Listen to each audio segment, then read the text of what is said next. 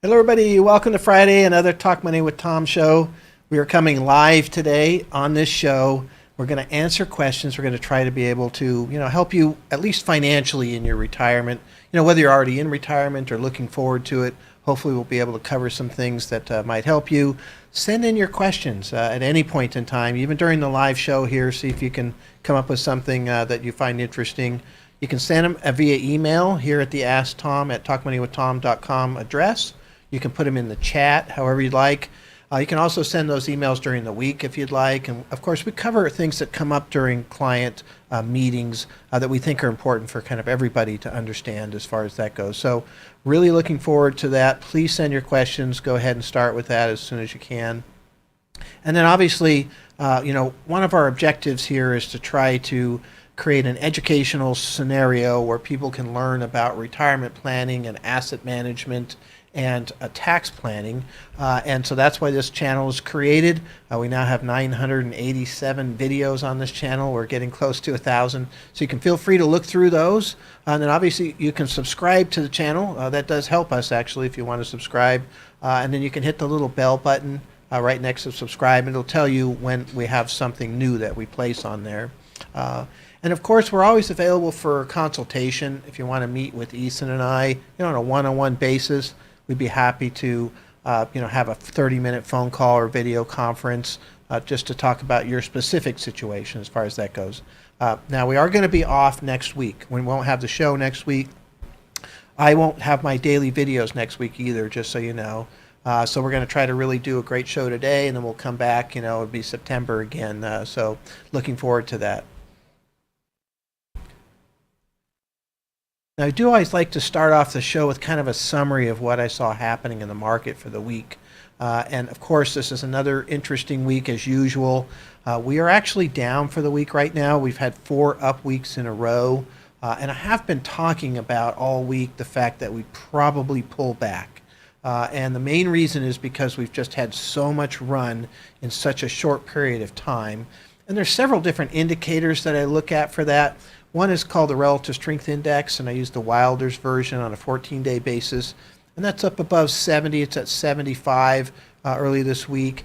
Usually that means things are stretched out and going to pull back. I always use the rubber band analogy where things get too high and they come back. And so that's definitely what's happening this week. Market's down today, but today is a really unique day. This is the end of the options expiration day for August. $2 trillion worth of options are expiring today. So you get a lot of volatility on a day like today. I'd be careful to assign any real data to what's happening here. See what happens maybe next week. Although next week's going to be interesting too, just because you have very light volume right now. Probably light volume next week because of vacations, and I'm going to be gone. There's a lot of people that are out there. And so maybe we'll see some better information coming, in September, and that's a normal cycle that we kind of see all the time. But there are some interesting things that happened to the market this week. And I think this week, as well as last week, has been really about kind of the technical side, looking at the chart and what's happening with the chart, because it seems like there are some very important things happening. Number one, this is a little hard to see here, but that blue line that you see coming across there is the 200-day moving average. The red line connects the high points that have happened for this downward trend. And so the price actually got within 1 point of that blue line, the 200-day moving average, on Tuesday. And it turned down really immediately. If you look at the minute-by-minute chart like I do during the day, it just hit near there and came down. And so what happens is that there is an awful lot of basically short interest that tends to gather around a big number like the 200-day moving average. And so when it gets there, a lot of people are shorting the stock. And when you short a stock, you borrow it from a brokerage firm, you sell it, and you hope that you're going to be able to buy it back at a lower price and give it back to the firm, and you get to keep the difference. And so there's a lot of selling that comes on. Now, the one thing that's very interesting here is the exact opposite will happen when we break through that 200-day moving average. A lot of those shorts will have to start to cover. And when you cover, you're actually buying the stock back, and so you can give it back to the brokerage firms. And so all that buying obviously causes even more run up. And right now, we still have a lot of short interest in the market. A lot of it has been covered in this run up, and it's probably the main reason we've had this run up. Hedge funds still have a very low amount of exposure to the stock market, and they've been shorting the market very heavily. So if the market breaks through that 200-day moving average, and if it breaks through that red line, that trend line, I think you're going to see a pretty big jump and some real power coming through that as far as that goes. But we couldn't do it this week, and I didn't think we would, and I mentioned that even in my daily videos at the beginning of this week, because we don't have enough power. We used that power up over the last 4 weeks. We broke through a very important barrier. I'll put that up there right now, actually, where this yellow line is. And you can see going back to the middle of June, we actually hit that line 16 times, right in that zone. And it finally got through, and then we had that nice little run up to the 200-day moving average. But we used up a lot of the energy, and this stretch that I'm talking about is really what happened. We kind of hit that, and now we're coming back. This is very normal. In my opinion, we should be going sideways, down, maybe even come all the way back down to that yellow line and that kind of thing. And that's a healthier market, in my opinion, than just breaking through, because you kind of stretch and stretch and stretch, and eventually it's like a rubber band. The more you stretch, the more resistance you have, the more it's going to snap back. So I'd rather see a period of time where the market just kind of goes sideways and essentially some of that stretch comes out of the market, and then we maybe blow up to the upside, hopefully. But this is the key right now, is just watching what's going on. So the 200-day moving average and that red trend line are at about 4350 on the S&P 500. That yellow line, which is now support, is at about 4170. So between those two numbers, the market can move up and down, and honestly, it won't mean much. There's just not a lot of information that comes out of that movement. Breaking up above, that means something. That's a very big signal, actually, for this downturn. It could signal the end of this downturn. If it breaks below, that could be signaling that we're going back to a new low. So very important information at the top and the bottom, but in between, not as much information, to be honest. There's be all kinds of news attached to why things went up or down or whatever. But really, right now, we're just kind of bouncing around between these two.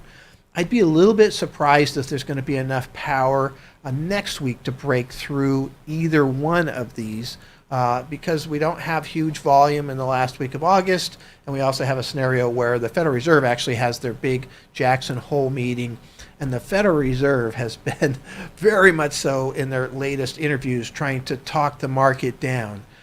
This run-up that has happened for the market does not help the Federal Reserve trying to control inflation. The more the market goes up, the more people feel like they can spend, and of course that's part of the problem. They're trying to bring demand down to kind of meet this lower supply that we have as we kind of come out of this pandemic on the supply side. And so I wouldn't be surprised to see a fairly anemic market next week just because the Fed's going to be out there as far as that goes. But the 200-day moving average is moving down closer and closer to the market. That trend line is moving down. They're actually probably going to converge together at some point in time. And so there will be some point in time where it has a chance to break through the up or the down. So I think this is going to be a really interesting time frame. It's really important right now to be kind of watching what's happening. If it breaks above and breaks out, you can maybe be fairly confident that maybe if you want to get a little bit more aggressive or whatever it might be, it's not a terrible time to do it. It's a good time to maybe invest some cash or some bonds that you might have that you want to put in the market. If it breaks below that yellow line, below that 4170, then you probably want to do just the opposite. Get more conservative, maybe even have some of your stock market exposure reduced, use some treasury ETFs, those types of things, because the downside could be tremendous here too. So the big battle right now is the same battle we've had all along. It's just one group looking at this and saying, the market's going to go up because the Fed is already raised rates enough. We're seeing commodity prices come down. Inflation's going to come down a lot faster than people expect.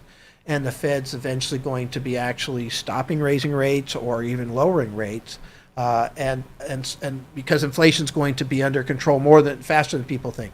The other group thinks just the opposite. The Federal Reserve is going to aggressively go after, the interest rate increases, no matter what it means to the economy, and then of course that would create earnings degradation and big recessions and those types of things. And so there are more people, in my opinion, especially the big money managers, that believe this market's going to go down. The short interest on individual stocks is in the 84th percentile right now, which is very high for, that's way above average.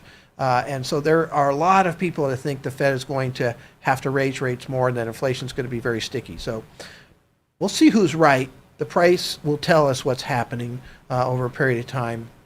But a lot of this run-up has been, caused because that big group that thought it was going to go down got out. They shorted the market. It just left the people who thought it was going to go up because inflation would come down. They start to run it. Everybody's covering their shorts.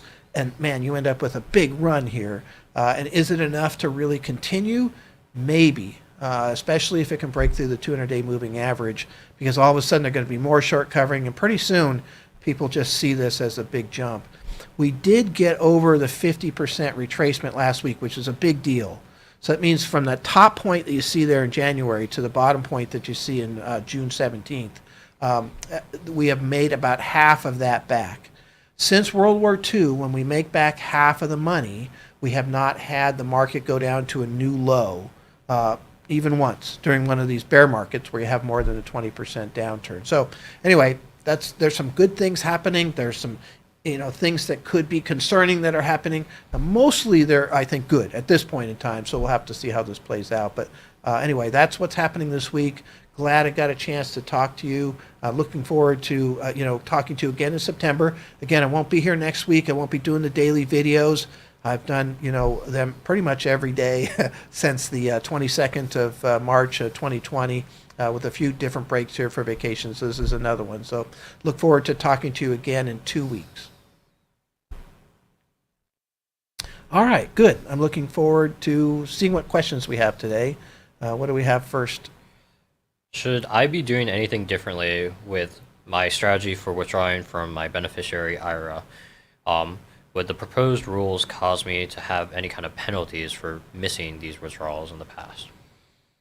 Yeah, this is a question that actually comes up within our client strategy sessions, and it's a really, really amazingly complicated required minimum distributions. We call them RMDs. I've been around for a long time. They've always been complicated. There's been many different changes to them also. And so let's try to discuss what the question is. Number one, somebody inherits an IRA, right? So they call that a beneficiary IRA. There are a lot of different things that can happen depending on who you are and who the person was that gave it to you. Mm-hmm. So if you're a spouse, and so your spouse passes away and that spouse has an IRA, you can make that your IRA, yep. Right? So that's fairly straightforward. And that we get a lot of those. Those are pretty simple. And then it's just yours. And you handle that like you normally would. When you get to be 72, you have to start taking money out. And, that's a normal process. But a beneficiary IRA is established if it's not a spouse. So it's a separate account that's kind of set up. Money goes in there. So it could be from your parents, could be from a sibling, a friend, whoever it is. And then there is criteria for how you take the money out. And it gets super crazy. So first of all, I'll call it a normal, if there is such a thing, a normal beneficiary IRA is one where you have to distribute the money over a 10-year period. Mm-hmm. So this is somewhat new. It's only been around for 3 or 4 years now. Yeah, the Secure Act is. Secure Act, yeah. So 2020. Yep, yeah, 2020 was when it started. Yeah, so they snuck this in there. They moved the. I think it's bad. They moved the minimum distribution age back from 70 and a half, to 72, which sounds great, except they made it so that the beneficiaries, a normal beneficiary, has to take the money out over a 10-year period. Before they could stretch that, what we used to call a stretch IRA, we could stretch that out for the lifetime of the beneficiary. And so those were really awesome. They take out a little bit each year and no real big problems as far as that goes. So now if you have to take all the money out in 10 years, there's a couple of issues that I see. Number one is just the size. The size of the IRA that you inherit matters. If you inherited a $20,000 IRA and you have to take it out over 10 years, the strategies aren't that critical. It's not enough money to really push you into higher tax brackets or those types of things. If you inherited a $2 million IRA, that's a totally different deal because now you're talking about a lot of money and basically generically what I would do without knowing anything else is basically just take out, I call it a 10-year required minimum distribution. Divide by 10 the first year, take that out. Divide by 9, use the ending year value. Next year, divide by 9, take that out. Divide by 8, 7, 6, 5, 4.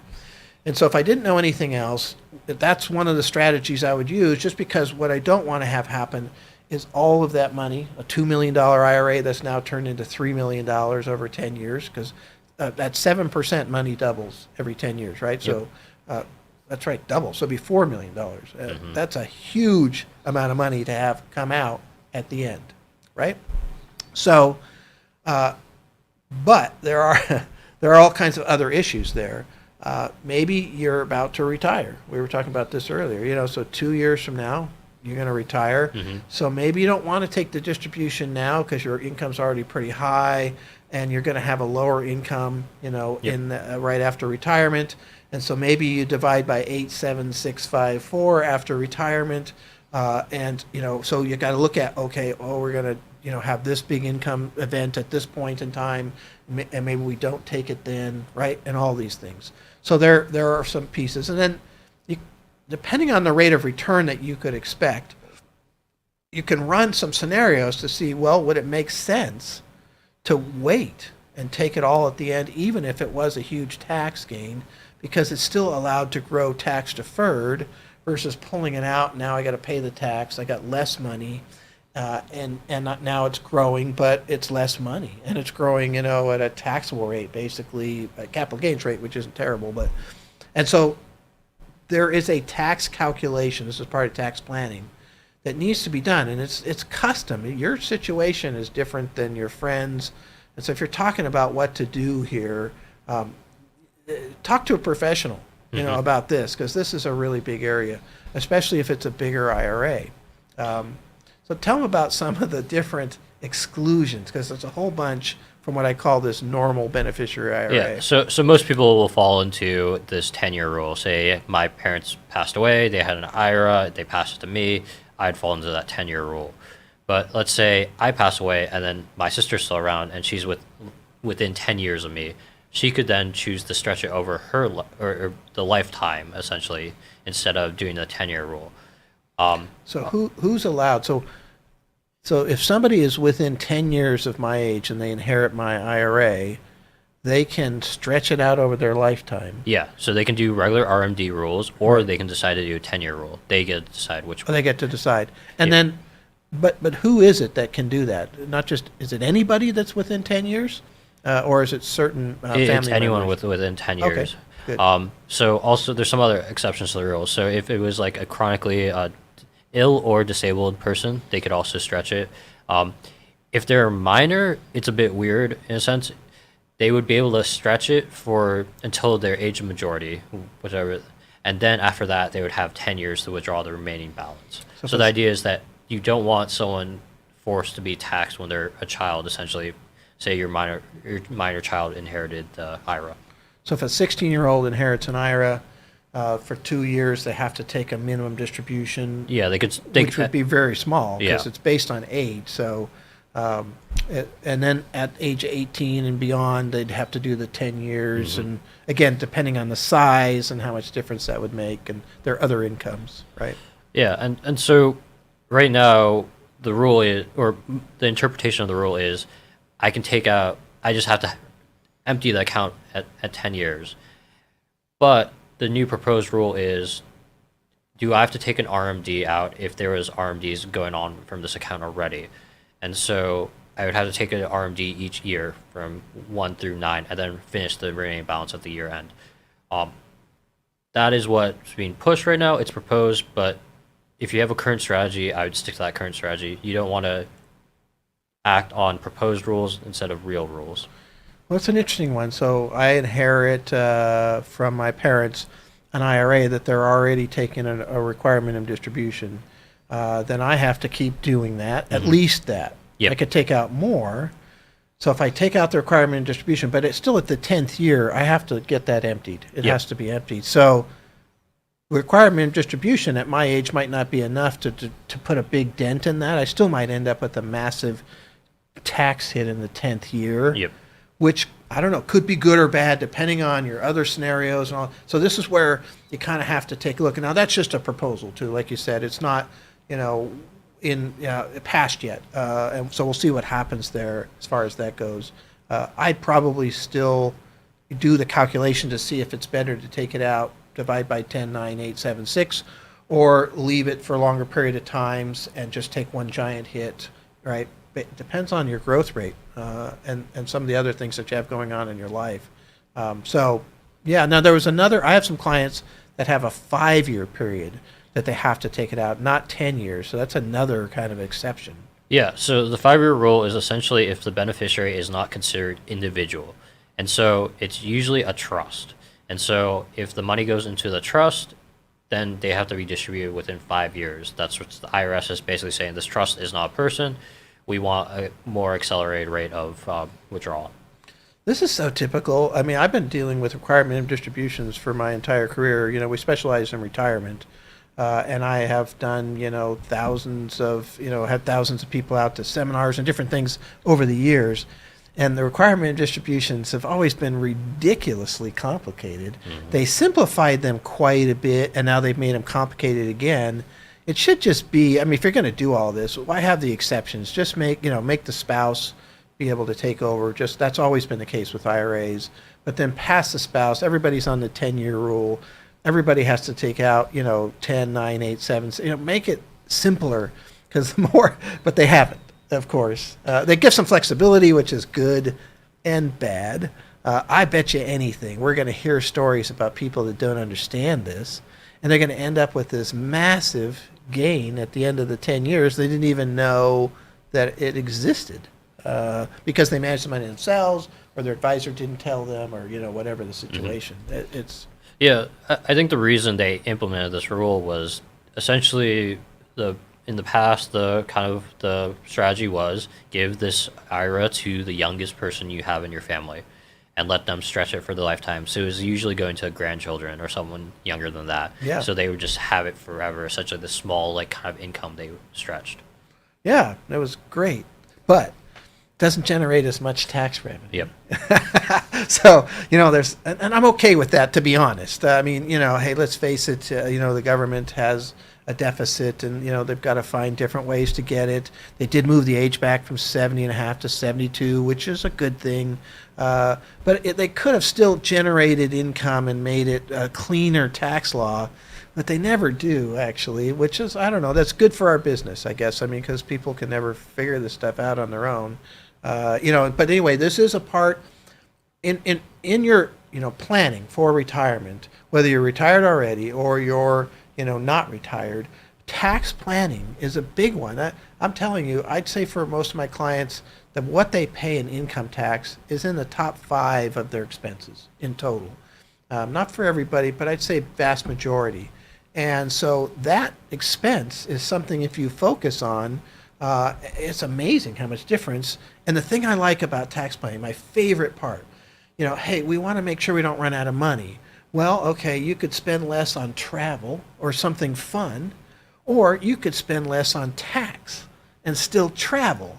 That just seems no-brainer. Yet tax planning is the most misunderstood thing, just because most of the times people do tax preparation, right? And that's where you go to an accountant, enrolled agent, CPA, whoever, maybe you do your own. You're basically looking at, last year's taxes, maybe this year's taxes. We're looking at taxes all the way out for the rest of your life, age 95, age 100.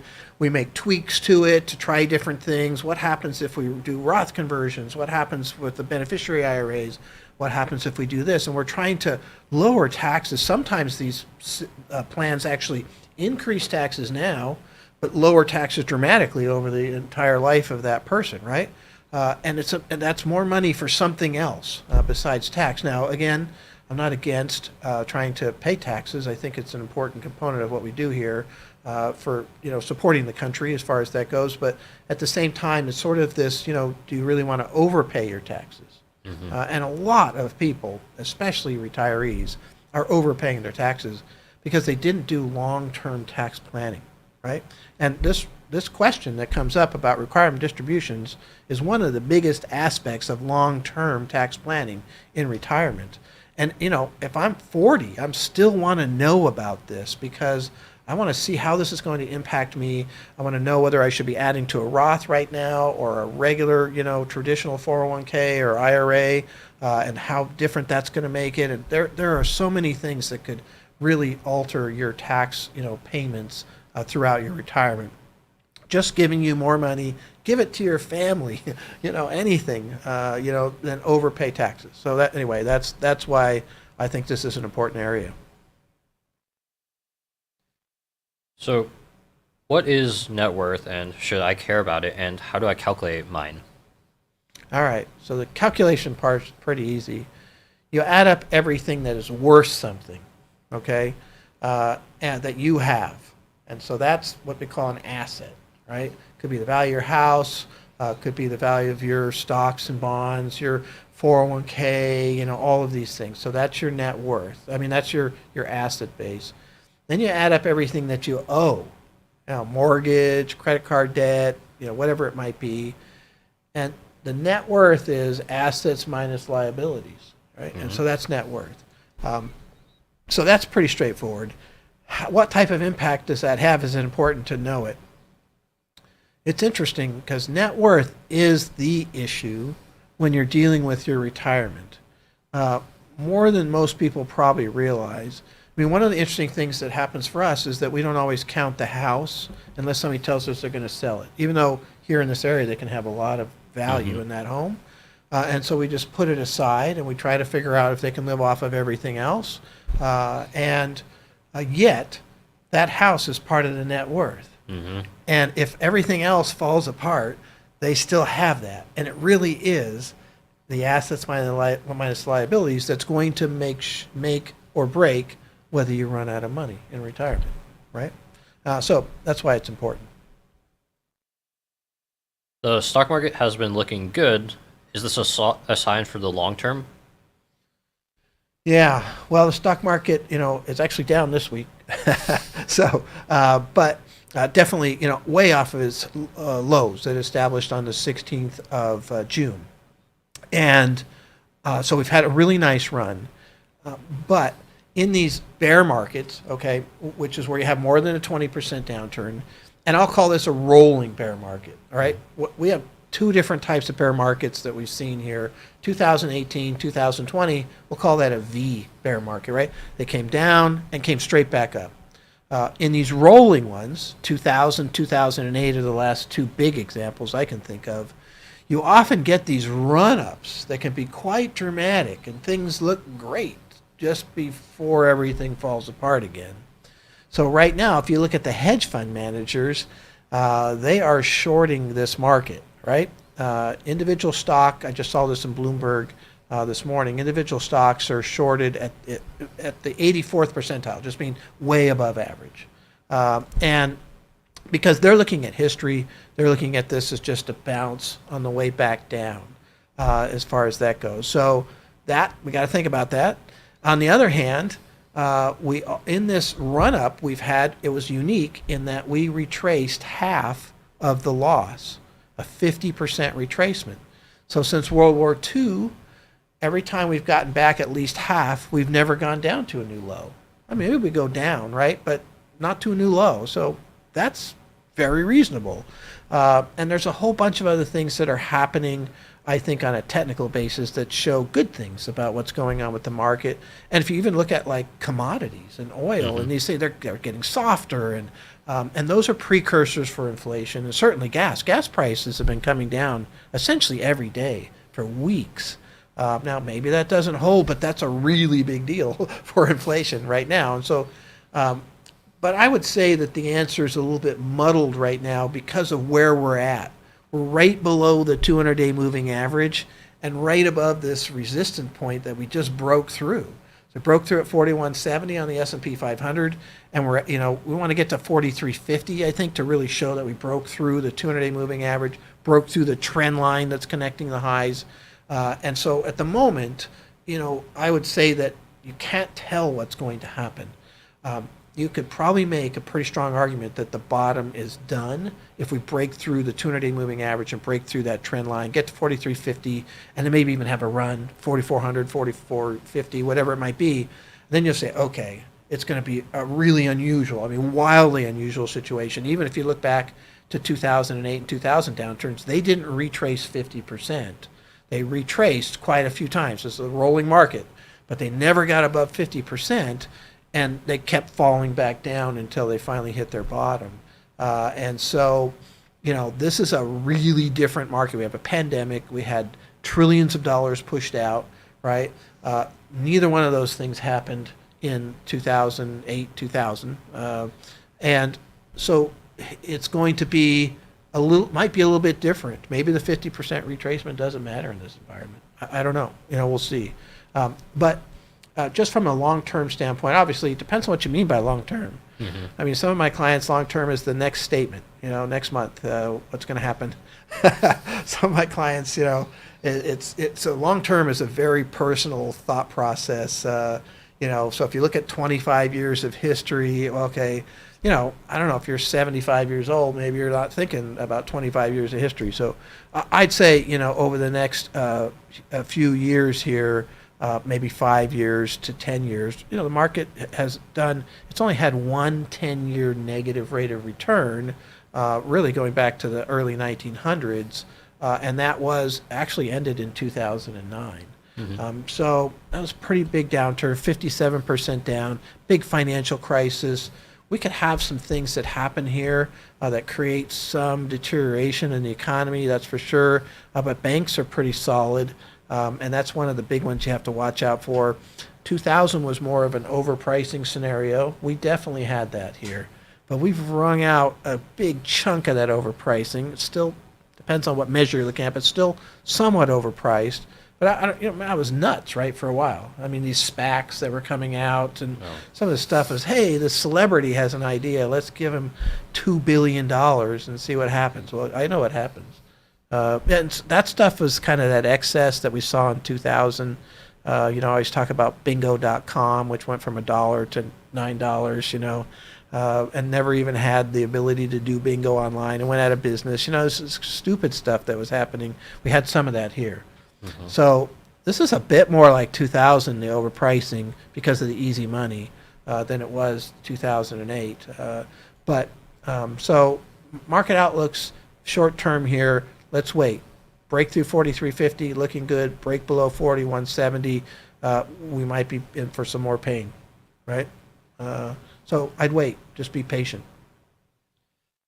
So why are some companies reporting really great quarters but turning around and laying off staff, like Tesla? Tesla doubled their earnings from the previous year, and they also recorded record profits. Yet they're trying to trim some of their staff right now.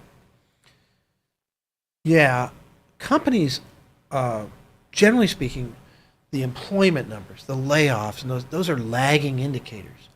Literally, sometimes the peak layoff is at the bottom of the market, the bottom of the economy, and the economy is already turning around, and companies are still laying people off. And so this is obviously not that. What this is a scenario where companies are looking forward on a projection basis. They're seeing certain signs that things could slow down, either directly in their own business where they're seeing some orders or different things happening, or they're seeing signs economically. The leading economic indicator is down from its high. The overall, inverted yield curve between the 10 and the 2-year Treasury is inverted. The 3 months to 10 year almost went inverted. So these are signals that things might be slowing down. And so if I'm Tesla, for example, I'm trying to make my earnings. When I get to that quarterly report, those are super important. I don't want the stock to drop a bunch because I can't. One of the big costs can be labor, and so I might be trying to reduce force. Usually, what happens first is they cut back on their hiring. They're hiring for some future growth expectations, and that was certainly happening, right? Yeah. I mean, man, they were hiring 11 point something million jobs open. Everybody was seeing future growth, needed people, and that's starting to reverse now. And we are seeing some, reduction in job openings, and then secondly, now is even some layoffs that are happening. So I think these companies are looking forward, and they're seeing things slow down. Doesn't mean they're right. I mean, it's not any different than anybody else in the market. Nobody knows for sure what's happening now. I would say in the case of Tesla, they probably know their own business really well, and I'd be a little bit wondering what's happening there. Are they seeing some slowdowns? They've had some supply chain issues because of what happened in China, different things. So, it's hard to tell what they're doing. But I will guarantee you they're trying to make their numbers. And so that's a big piece of what's going on here, too. But it's a good question because you're right. I mean, they literally had record earnings, record sales, delivery of vehicles, doing fantastic. And then at the same time, we're laying people off. I do think some companies use these layoffs as an excuse to kind of trim out the people they don't really want. When things are super tight in the labor market, you keep those people because you desperately need everybody you can get. If things soften up a little bit, you reduce force by 5% or something, you're going to get rid of the people that aren't as productive as the others, right? I mean, it's just a way to so layoffs are kind of interesting that way. So it's kind of like going on a slight diet. We overate during the pandemic just to try and keep up in a sense, and now we're just kind of, going 5 to 10%, a little cut there. That sounds about right. I sat around too much during the pandemic. It was kind of crazy. So yeah, that was a good analogy. So would the Fed keep raising interest rates even if the economy kind of becomes a recession, and even though just to control inflation? That's a great question because this is the battle. That is the question. If you want to know where the stock market's going to go, you need to be able to answer that question. And unfortunately, we can't answer that question. So we're going to watch the price and see what the market thinks and react to that because the market can be pretty perceptive, right? It's a good leading indicator. So one group says the Federal Reserve is going to raise rates no matter what pain it causes in order to bring down inflation, and they need to do that. And as they do that, it's going to crater earnings, which is eventually going to crater the stock market to the downside, right?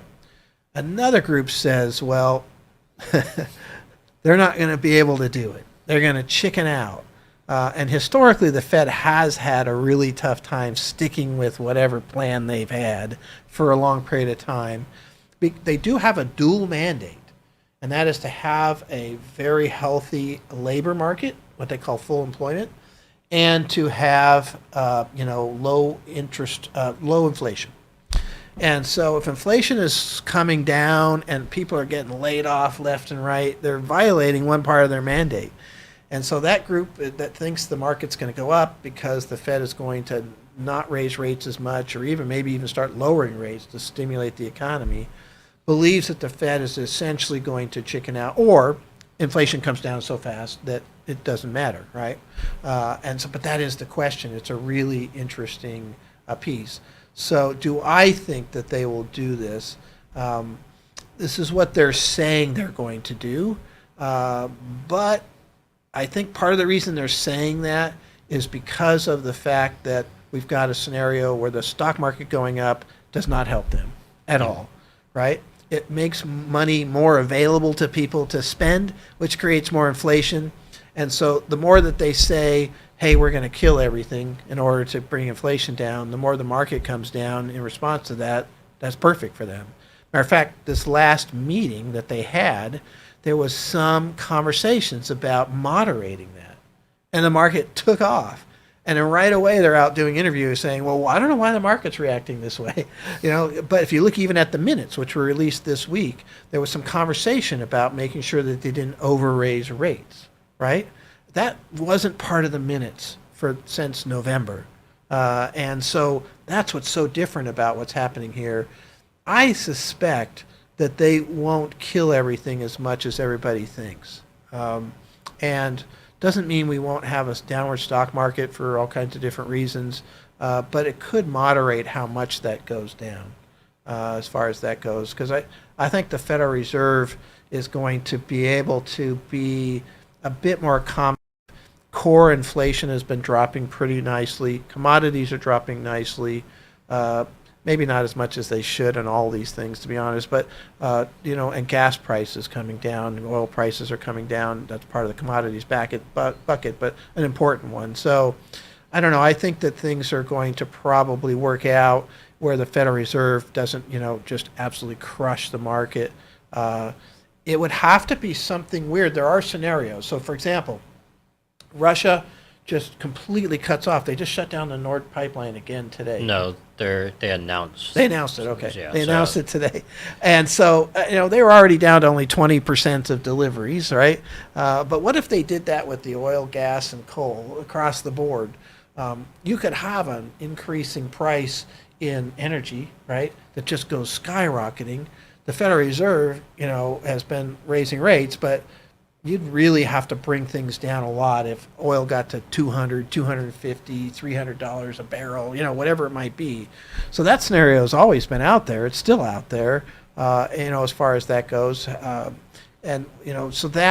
So you can have this high inflationary scenario where really, it's out of the control of the Fed, and they could continue to try to chase that, and in so doing, kill the market and the economy, So there's some possibilities for that out there too. But that's why we watch all of these things, and we just see what's going to happen as far as that goes, and keep a well-diversified portfolio, those type of things, because we don't know. There's always that. I always call it the outside incident. There's always something that could happen that could change things overnight. So do you think the current path we're on is what the Fed's saying, this kind of soft landing, where, we don't crater the economy? Yes, the economy slows down, but inflation gets moderates while the economy kind of stabilizes?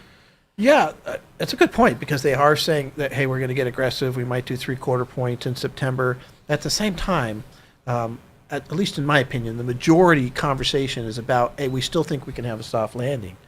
So which is ironic, because they think the market is going up too much, yet at the same time they don't want to say that they're going to cause a recession. So the market has to figure that out and figure out what they've got. But it's a good point. They have they think that they can do this, and it's possible. The consumers is healthy. The businesses are healthy overall, and there's a lot of money still floating around, and so people are willing to spend. Now they're borrowing more on their credit cards, which is interesting, to do that. Partly because things cost more too, right? So using your credit cards to give, if your rent, I read an article with this lady, her rent tripled, right? I mean, so she has to use her credit card for basic things, but and so that ability to continue to spend could soften the blow and get us to the soft landing. Soft landing is probably the hardest thing to do here, at least in my opinion, but it's definitely possible. We'll see. Okay, good. Well, that's a show today. Again, we will not be here next week. I will not be doing my daily videos either next week, but we look forward to coming back to do the show. I think the 29th is when I'll come back for the daily videos, and that's the first Friday in September is when we'll have the show again. Look forward. So send in your questions. We'll get to them at the next show. Love to do that. Again, you can send them at the email address here at asktom@talkmoneywithtom.com. Love to talk to you about anything that you've got as far as that goes. And then, of course, you can subscribe to the channel.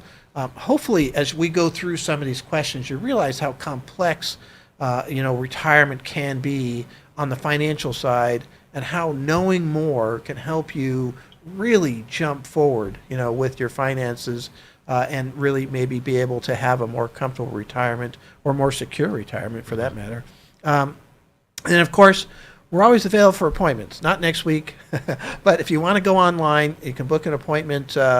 We hit the button that's at the top of our webpage. The webpage link is on the channel here. You can see it right there. It's a big yellowish button that says book an appointment. You go there.